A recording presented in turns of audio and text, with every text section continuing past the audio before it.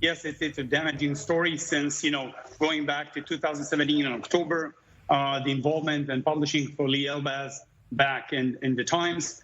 This is a very big situation. There's two main suspects here, alleged in forex fraud, entailing several victims abroad, not in Israel. In the U.S., totally arrested around 26 individuals, which are suspected as culprits in this endeavor.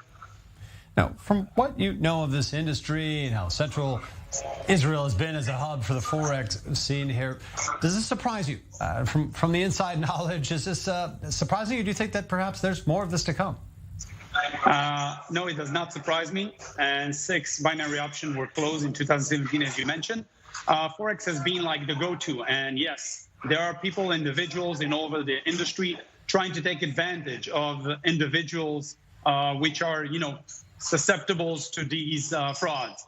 And I would suggest to anyone looking to invest in foreign exchange, cryptocurrency or anything else, do your own research. Try to check your broker, try to see if he's legit, if he's answering you, or maybe, just put a small investment and see the return. Don't go ahead, don't become a culprit into this thing.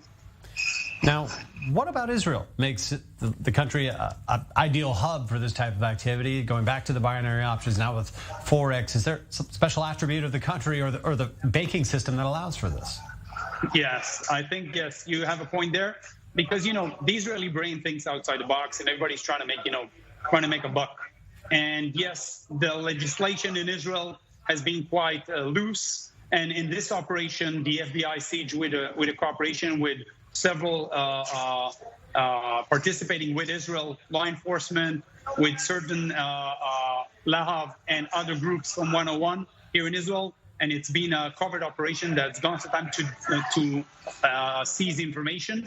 But definitely Israel has too loose of a legislation that enables this. And, people are susceptible and, people want to make money. And I think we should encourage more regulation, more review, and to further investigate, all the publication, what's happening in social media. You cannot open up YouTube or anything else without receiving a forex commercial asking you to make money and invest. So I think, yes, we should invest in more proper regulation and review and assessment into forex in Israel, because this damages our reputation as a country.